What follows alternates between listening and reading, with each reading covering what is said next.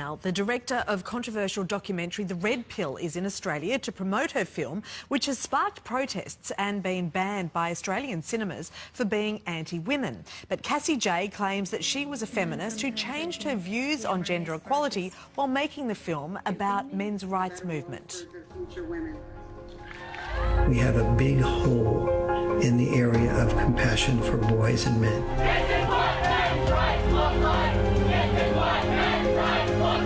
It's time for us to quit apologizing for being for men's rights. It's time for us to quit apologizing for being men. I think I agree with everything you said, but there's still some kind of unsettling doubt. The Red Pill is about looking at these issues in an honest way, even when it's uncomfortable. The documentary has been slammed by women's groups as misogynist propaganda.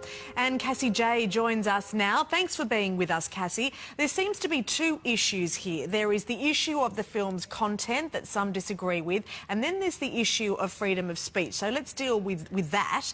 Are you dismayed that some people won't be able to see the film and make up their own minds because of the protests, specifically here in Australia? Absolutely. I think people need to see the film in order to have an opinion about the film. And unfortunately in Australia, we've had so many screenings pulled from theatres that it's preventing Australians from being able to see the film for themselves. Yeah, which, you know, as you say, sort of restricts the conversation that we're able to have around this.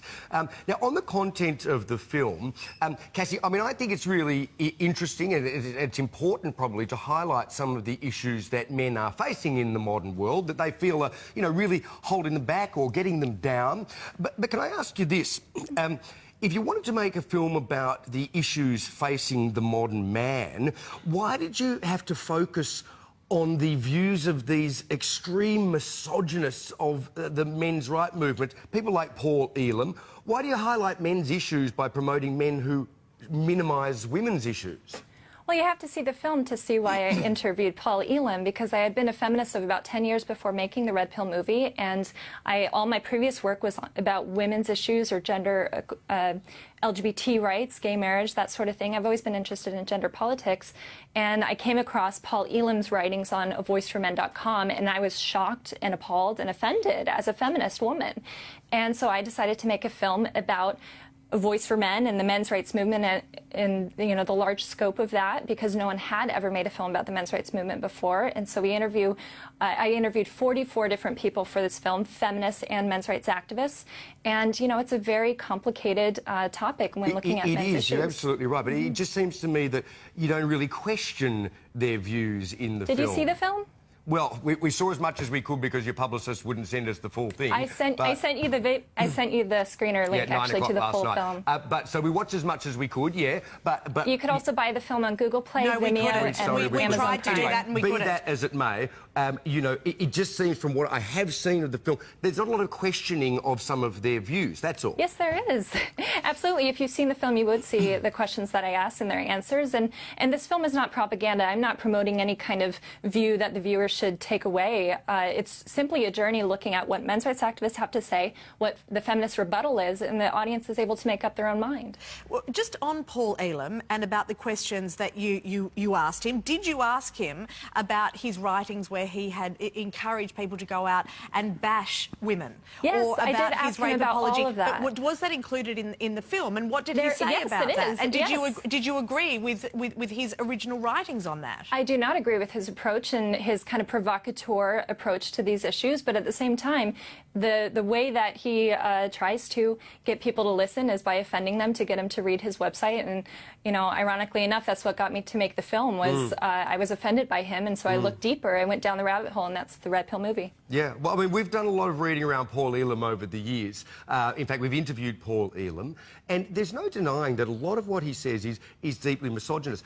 My concern, Cassie, is just is that in setting up these guys as the spokesman for the issues that men face, we promote an opposition between men and feminism that's counterproductive to the genders working together to solve everyone's problems. My film looks at what men's rights activists have to say, all the different voices and approaches to this conversation, and what feminists have to say, and it's just allowing the viewers to make up their own mind. I think we have to have this conversation about what is going on for men in family courts and male disposability and falling behind in education and paternity rights and all of these things. I totally agree that they are all conversations worth having. Why not have them with regular men, not guys who are in charge of the most misogynistic, anti-woman, anti-feminist organisations in the world? I interviewed Dr. Warren Farrell, who is very even-minded. I also interviewed Mark Angelucci, an attorney who works on behalf of men's issues. I interviewed Fred Hayward, who is a father who lost his custody of his son. I interviewed plenty of very sound-minded people in the film, men's rights activists. Paul Elam is certainly one of the most, eccentric voices in the movement. Sure. And I, of course, have to show him. Okay. Cassie, why did you decide to renounce your feminism after this and say that you're not a feminist anymore? Well, you have to see the film to see what led me down there. For all the people that haven't seen the film, can Yes. you just explain why you were not after just equality? Because isn't that what feminism is? Just well, equality. I am for gender equality. I absolutely care about women's issues and girls being empowered full-handedly. That is my innate passion in life, was looking into women's issues. That's why I spent 10 years making films about women's issues, and I still hold true to that. But feminism is an ideology that really wants to keep the blinders on, just looking at women and girls' issues and blaming men for women and girls' problems. And they don't look at male victims, and I think we need to look at male victims if we're talking about gender equality. Of course. Sure. I mean, I think you could be feminist and still, look at men's problems. I mean, you're talking about a very, very small slice of feminism that's got blinders on. It's like saying all feminists are like, it's like saying all women who are feminists are like the men's rights movement representing all men. Feminism does blame men by the use of the word patriarchy to blame men for all the ills of the world. So feminism even blames men for their own issues, blaming it on patriarchy, so it's the fault of men. And it's a way to dismiss men's issues by blaming men for their own problems. I don't think it's inherently blameful. But anyway, all right, Cassie J. It's an interesting discussion, a really interesting discussion, Cassie. Thank you for being with us. I would like to say I'm for gender equality. I'm for women's rights and men's rights now. And I'm not a men's rights activist, and the film was not funded by MRAs. That is a lie that's being perpetuated by Australian media. TheRedPillMovie.com. All right, terrific. Thank you. I mean, well worth viewing. Yeah, if you can get on to see it, which we haven't been able to on several occasions. All right.